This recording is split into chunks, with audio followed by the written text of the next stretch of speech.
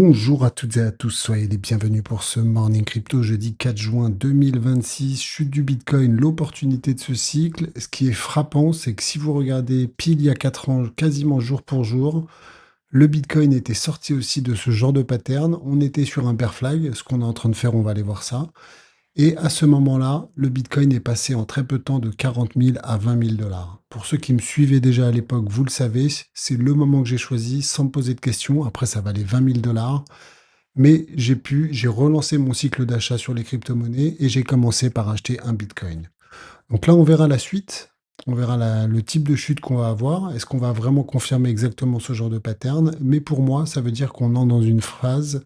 Si vous êtes optimiste sur l'actif Bitcoin et les crypto-monnaies sur du moyen long terme, on arrive dans une phase presque rêvée si vous êtes acheteur de Bitcoin, qui devrait durer, d'après mes estimations, entre 6 et 12 mois, mais à prendre avec des grosses pincettes. On verra déjà jusqu'où on va tomber.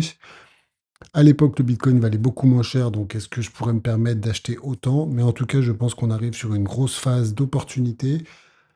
Une fois qu'on a encaissé la baisse, qui fait très mal à court terme, hein, on va pas se raconter des bêtises. Mais une fois qu'on l'a encaissé et qu'on se met en mode actif, je pense qu'il y a des très très belles choses à faire sur le Bitcoin et sur quelques très grosses altcoins. Mais vraiment, faut pas dire de bêtises dans le secteur des cryptos. On commence toujours par le Bitcoin. En tous les cas, c'est ce que je vous partage sur ces chaînes. Je ne cherche à donner des conseils à personne. Par contre, je fais du partage d'informations. Je suis l'actualité. J'essaye de faire de l'analyse en temps réel parce que moi aussi, il faut bien comprendre que je suis comme vous. Je suis un particulier. J'encaisse ce genre de baisse et j'essaye de tout de suite d'essayer d'apporter de la valeur ajoutée. Donc, n'hésitez pas de votre côté. Ça mange pas de pain. Petit like, petit abonnement si c'est pas fait, petit commentaire pour apporter votre soutien. Merci beaucoup, sincèrement, ça me fait très plaisir, malgré les temps complexes. Je trouve que le marché a fait un énorme écrémage et il y a vraiment des gens hyper sympathiques. Ça me fait super plaisir parce que voilà, les gens restent dignes et merci beaucoup en tout cas. Donc, au niveau de la géopolitique, ça s'est un peu accéléré. L'Iran et les États-Unis s'affrontent dans le Golfe. Un mort et 63 blessés au Koweït. L'aéroport du Koweït est fermé, il a été attaqué, donc il y a une espèce d'escalade. Est-ce que c'est une escalade qui va apporter malheureusement une reprise des conflits ou est-ce que au contraire, on a le sentiment qu'il y a une escalade et ça va peut-être déboucher sur un accord? Donc le pétrole, ce que je trouve intéressant, c'est que le pétrole ne s'est pas excité. Voilà, le pétrole, il est à 97-98, il est sous les 100 dollars. Si vraiment les marchés pensaient à une escalade, je pense qu'on serait beaucoup plus haut. Au niveau du Quakers, la CAC 40, on est à moins 0,71, on a clôturé en baisse. On est toujours sur un trend, je ne sais pas pourquoi je le sens bien sur le CAC 40, il est toujours sur son petit trend princier, c'est pas la folie, hein, c'est pas les grosses explosions comme aux US et en Asie, mais je trouve qu'on est sur un trend plutôt sympathique. Ensuite, le S&P 500 qui enfin se replie. Après, faut pas oublier une chose, hein, il a fait ATH sur ATH pendant des semaines, il digère une toute petite baisse qui est quasiment rien du tout. Pareil sur le Nasdaq, ATH sur ATH et petite baisse, vraiment rien du tout. Au niveau de l'actualité, on va avoir les inscriptions au chômage aujourd'hui et la grosse statistique, ça sera demain avec le taux de chômage et on aura aussi le PIB en Europe. Est-il lourdement impacté par ce qu'il se passe? Donc on verra, parce que forcément, il y a pas mal de gens qui vont vous dire, je vous l'avais dit, on est comme en 2022. Honnêtement, il faut faire preuve vraiment d'humilité. Ce qu'on va aller voir, c'est les signes qui ressemblent énormément à 2022 et d'autres qui, pour moi, n'ont rien à voir avec 2022, pour être le plus précis possible. Et donc, effectivement, si on regarde par rapport à 2022, on a fait une première grosse chute, on est remonté et ensuite on a rechuté. Hop, on a rechuté et on a fait ça 3 fois de suite. On va aller voir ça. Donc, si on compare à 2022, ce qui va être très très important à suivre, c'est qu'en 2022, on est allé taper sous les 32 RSI. On a fait sous les 32 RSI, c'était il n'y a pas longtemps, c'était au mois de février. Ensuite, on a commencé à rebondir. On a fait ensuite, au mois d'août 2022, donc quelques mois après, un croisement sur le MACD, à peu près la même chose. C'était au mois d'avril, donc il y a à peu près 2 mois. Ce qui est important de noter, c'est deux choses. Le MACD, une fois qu'il a crossé, il a jamais fait un dead cross. Donc ça va être important à suivre. Il faut qu'on se maintienne au-dessus, la bleue au-dessus de la jaune. Ça va être très très important pour avoir quelque chose. Et en fait, il est monté crescendo jusque mars 2024. Ensuite, il y a eu une petite digestion, mais il a continué ensuite et on est parti sur un très, très beau cycle. Donc ça va être important. Ensuite, ce qu'il faut noter, c'est qu'il a mis beaucoup plus de temps à passer sous les 30 et à aller taper les 50. C'était en juin 2022, il a tapé les 50 en janvier 2023. Nous, c'est allé trop vite. On a fait février 2026. Voilà. 2 mois après, on était déjà à 50. Et ben là, c'est le contre-coup, malheureusement. Donc ensuite, à partir de ce moment-là, c'est ce que je vous disais, on a eu une phase de 12 à 15 mois, très belle phase d'accumulation, et ça, je ne change pas d'avis.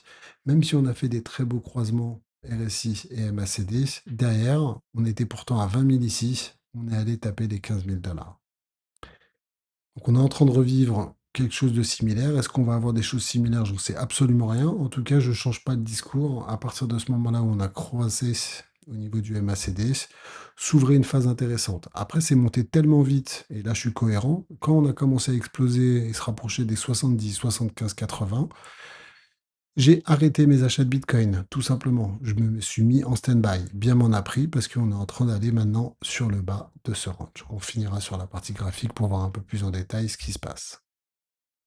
Ça, c'est quand même intéressant. Moi, je trouve que ces derniers jours, il y a eu des actualités. Le marché est tellement sanglant, tellement sanguin, qu'on oublie de parler un peu de l'actualité. Et moi, c'est très, très important d'avoir ce mixte parce que le long terme, il est important et les grosses actualités dont je vous fais part, elles sont très, très importantes parce que les chutes de marché, c'est ponctuel. Par contre, le marché qui est en train de bouger et de petit à petit basculer sur une réglementation du secteur, c'est très, très important.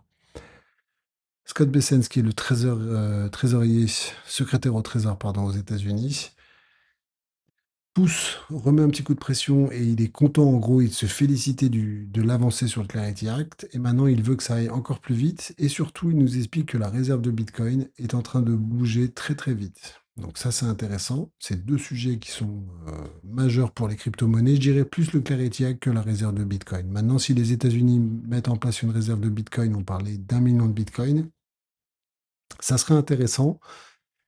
Mais ça serait intéressant surtout pour les bitcoins, moins pour les altcoins. Et franchement, il n'y a même pas besoin d'une réserve de bitcoin. Il faut dire tout simplement, le bitcoin est adopté. Pour moi, il n'y a même pas de débat. Alors que les altcoins ont besoin du Clarity Act. Vous le savez, c'est ce que je pense par rapport au marché. Donc ça va être à suivre. C'est très, très important. Ensuite, la sénatrice Cynthia Lummis qui rentre un peu dans JP Morgan, parce que JP Morgan, il s'est lâché, hein. Il est rentré dedans sur, en particulier, le patron de Coinbase. Et elle nous explique quand même qu'il n'a même pas lu le Clarity Act. Ce qu'il faut savoir, c'est que le document, le Clarity Act, je crois qu'il fait 130 pages. À titre personnel, j'ai pas tout lu. J'ai lu le début et la fin, pour vous dire honnêtement. Et donc, elle considère qu'il s'est un peu trop lâché, en particulier sur Coinbase. Et elle, c'est une sénatrice, donc c'est une femme politique. Et c'est très intéressant d'aller plus loin dans l'analyse. C'est qu'ils lui ont demandé c'était quoi ses intérêts à elle personnels. Ce qu'il ne faut pas oublier, et c'est ce qu'il nous rappelle dans cet article, c'est que Coinbase, dans le secteur des cryptos, c'est l'un des plus gros donateurs aux États-Unis du Sénat. Donc ça, faut bien le savoir. Coinbase, en gros, il a rincé tout le monde et il a rincé, entre guillemets, cette sénatrice comme d'autres, hein. Et donc, ça marche comme ça. C'est du business en politique, hein, aux États-Unis. Et on a les entreprises qui, officiellement, hein, c'est pas sous le manteau, sous la table, ils ont la possibilité de financer les sénatrices, voilà, les futurs présidents. Donc, est-ce que la sénatrice va nous faire avancer tout ça? En tous les cas, c'est à suivre avec beaucoup d'intérêt sur le Clarity Act. Ensuite, Hyperliquide qui est en train de tout tabasser en ce moment, qui est en train d'exploser. Sur un mois, ils ont fait un volume d'affaires de 62 milliards. Ça devient énorme parce que ça sort vraiment des crypto-monnaies, leur business. En ce moment, ils sont sur SpaceX, ils sont sur le pétrole, ils sont sur l'or, ils sont sur l'argent, ils sont en fait sur tout ce qui rapporte. Et HIP 3, c'était la version précédente. Là, ils sont sur HIP 4 qui vient de sortir récemment, qui permet de parier sur le marché des prédictions. Donc, c'est aussi aujourd'hui un concurrent de Kalshi et de Polymarket. Hyper liquide encore, c'est très très intéressant. Et là, je demanderais vraiment aux gens de prendre du sang-froid, de garder du sang-froid sur hyper liquide. J'ai vu qu'il y a des gens qui accumulent encore énormément d'hyper liquide. Moi, je trouve que hyper liquide, tout de suite, il est risqué. Voilà. Moi, à un moment donné, si je devais reprendre du hyper liquide, ça fait très longtemps que j'en ai pas repris. J'en ai acheté largement sous les 30, je dirais entre 26 et 28. J'ai pris une partie de mes bénéfices, ça m'a remboursé ma ligne. Maintenant, je la laisse courir et peut-être des années, voilà. Et à un moment donné, quand ça chutera sévèrement, j'en reprendrai. On a une personne qui a perdu énormément d'argent. Il s'est amusé à shorter hyper liquide. Il a perdu 45 millions de dollars. Et c'est pour ça qu'il faut faire très attention. Et là, qu'est-ce qu'il fait? Il est en train de parier maintenant sur une explosion. Toujours comme s'il était à contre-temps. Et c'est pas parce que vous êtes multimillionnaire que vous êtes meilleur que des petits investisseurs. Moi, je pense qu'il est en train de se louper. Il faut faire attention à l'excitation. Les gens en ce moment se disent, bah, il n'y a que hype en ce moment qui explose et qui se mettent à acheter massivement du hype. Je suis pas sûr que ce soit une bonne attitude. Voilà, toujours essayer de viser les replis et pas acheter des bougies vertes, même si beaucoup nous disent qu'il va aller à 500, à 1000 et autres. Faites attention en tout cas, je pense. Ensuite, c'est très très bizarre ce qui s'est passé sur Zcash. Ils ont dû faire un upgrade, donc une mise à jour de la blockchain en urgence. Il y avait un bug. Ce qui est bizarre, c'est leur communication. Ils disent qu'il n'y avait pas, il n'y a pas eu d'attaque. Donc, quand on dit qu'il n'y a pas eu d'attaque, potentiellement, on peut se dire que peut-être il y a eu une attaque. En tous les cas, on n'a pas tous les détails. Mais Zcash, c'est pour ça que ça a bougé un peu ces derniers jours. Voilà, a dû faire une mise à jour, un upgrade en urgence. C'est jamais une bonne nouvelle en même temps. Et enfin, au niveau de l'actualité, c'est Grayscale qui est en train de mettre à jour sa demande d'ETF. Ça serait le plus gros hein, sur BNB. Aujourd'hui, vous savez, dans les gros ETF suivis, vous avez Bitcoin, Ethereum, XRP, Solana et Hype. Ça ferait le sixième gros ETF, je dirais. Même s'il y en a d'autres, mais bon, parmi les majeurs, je pense que BNB fait partie des majeurs. Et ils n'ont pas encore communiqué sur leurs fees, sur leurs frais. Donc ça, c'est un petit problème aussi. On suivra ça. Il y a l'air d'avoir une bonne dynamique ces derniers jours. BNB s'était repris. Ce qu'il faut comprendre à chaque fois, c'est que Grayscale, quand il lance une demande d'ETF, donc là, ils ont 100% de chances qu'elle soit acceptée. Et donc, qu'est-ce qu'il faut éventuellement? Moi, à leur place, je ferais ça en tous les cas. J'achèterais du BNB avant. Comme ça, au moment où c'est officiel, vous voyez ce que je veux dire? Vous avez déjà du stock de BNB. Vos clients vous l'achètent peut-être à un prix plus haut, mais vous, vous les avez achetés. Donc déjà, vous faites une plus-value sur vos clients qui achètent de l'ETF. Au niveau de la map, les stars du moment, c'est ENA qui redevient la star. On a Worldcoin aussi qui est très bien. Et sinon, c'est très très dur. On a aussi Caspa qui se reprend tout doucement. Au niveau des volumes, ça baisse un peu, mais on était largement au-dessus des 60 milliards hier.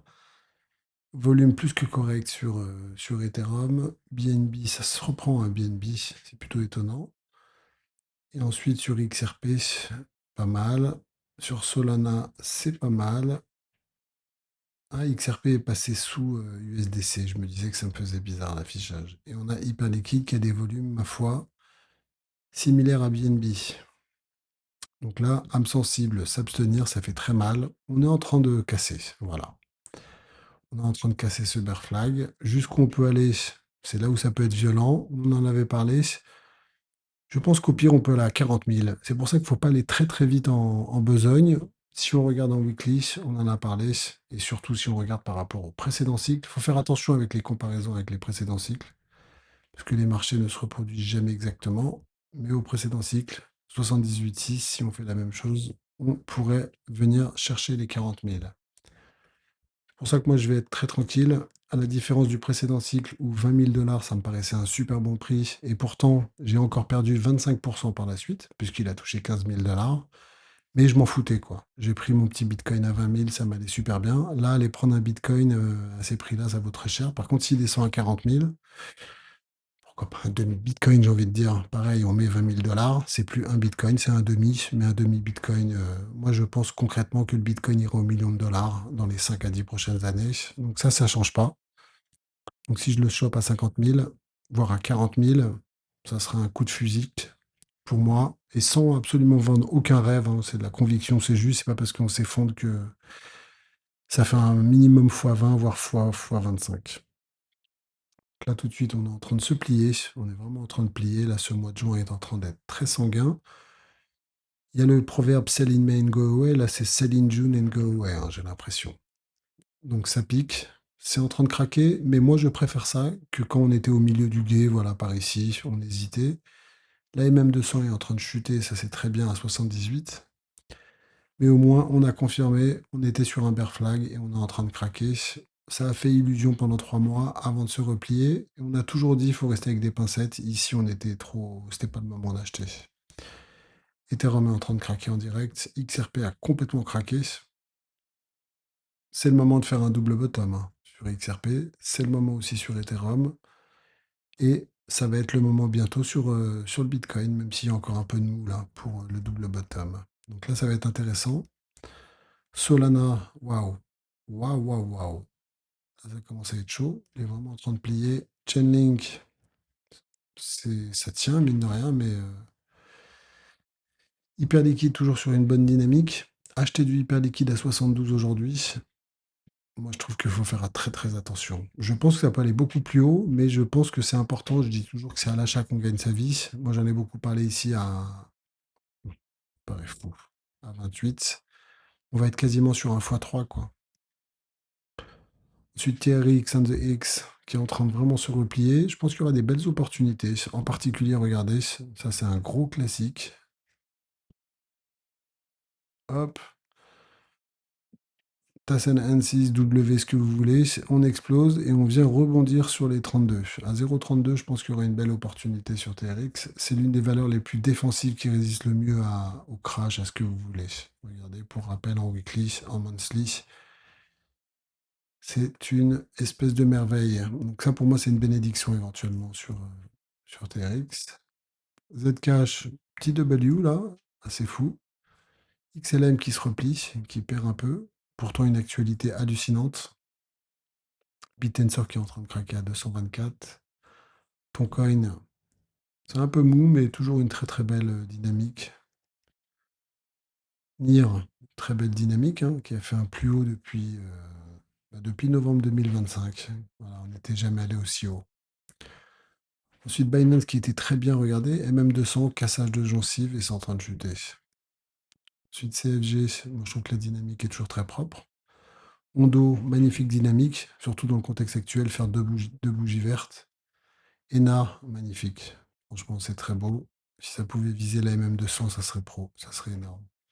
Injectif, je trouve que c'est pas mal. Pendle qui se replie, DYDX toujours très propre.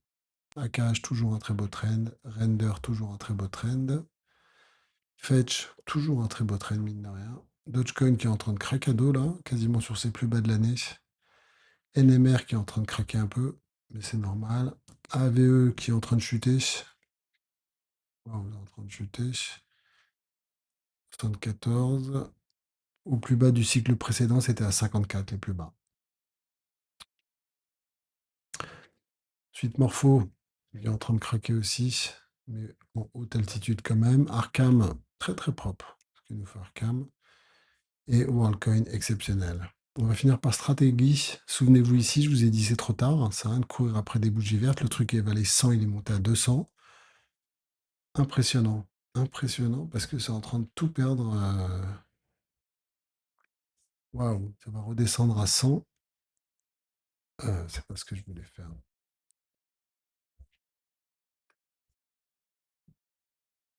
Oui, comme ça va vite. Pratiquement moins 40% sur stratégie. Donc stratégie, on verra. Au niveau des 100, ça peut être intéressant. On en reparlera de toute façon. Et après, voilà. Capital B, c'est pareil. Bitmine, c'est pareil. Waouh. Souvenez-vous ici comment ça avait explosé Bitmine.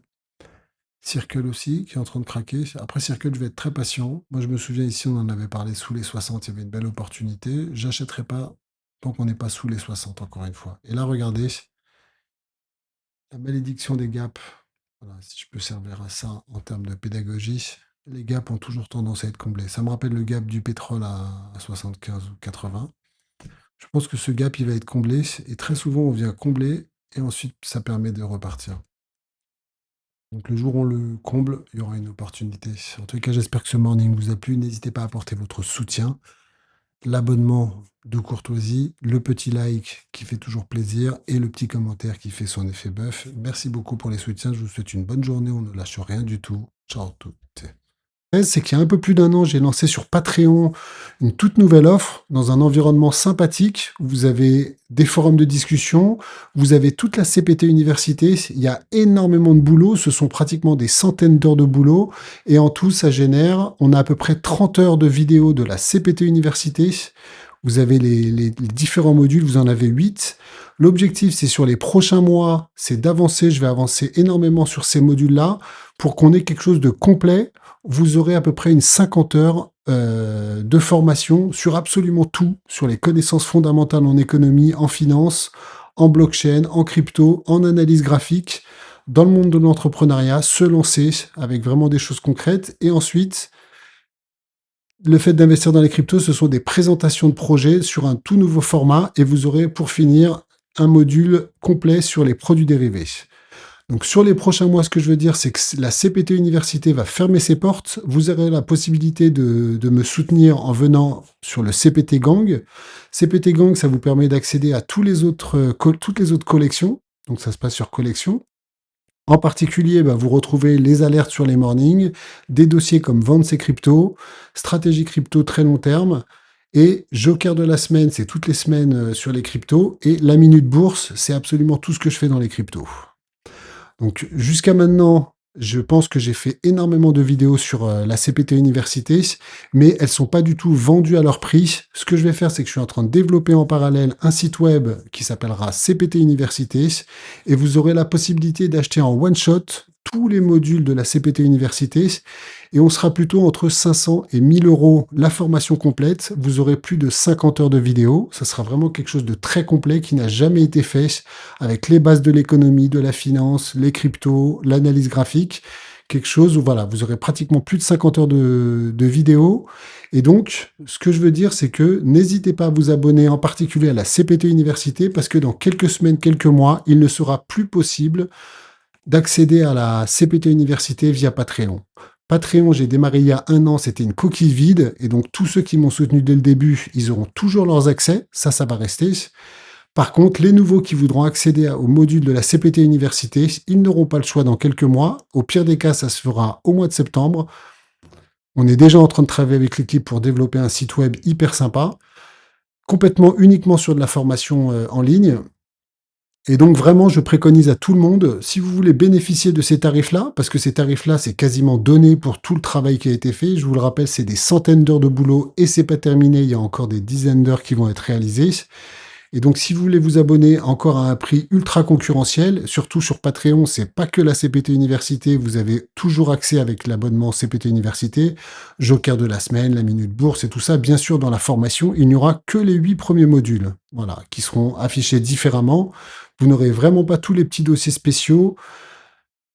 Sur la bourse et les crypto-monnaies, vous n'aurez pas les forums de discussion. Et donc, n'hésitez pas, on va pas tarder à terminer, ça va être dans les prochaines semaines, prochains mois, et je vous le dis, le pire, ça sera début septembre. Pour la rentrée, il y aura la CPT Université, c'est un nouveau site qu'on est en train de développer, on va prendre tranquillement le temps de le tester, de tester les performances, de voir que ça marche bien, et de faire quelque chose de très sympa, mais on sera quasiment autour peut-être des 800-900 euros, et vous aurez accès à absolument tout. Par contre, sur cette plateforme de formation, vous aurez bien sûr, s'il y a des nouveaux épisodes qui sortent dans les différents modules, vous aurez bien sûr tous les modules qui seront mis à jour et vous aurez accès à vie, alors que là, vous abonnez tous les mois. Et si vous désabonnez, vous n'accédez plus aux nouveaux modules de la CPT Université. Donc n'hésitez pas à en profiter. On va commencer dans quelques semaines à terminer la promo 1. Ça ne sera plus possible de s'abonner à la promo 1.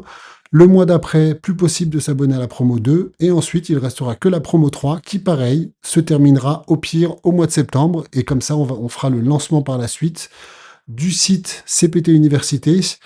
Il restera toujours sur Patreon la possibilité de s'abonner pour soutenir la chaîne au CPT Gang VIP. Et vous le voyez, vous avez moins 20% si vous abonnez à l'année.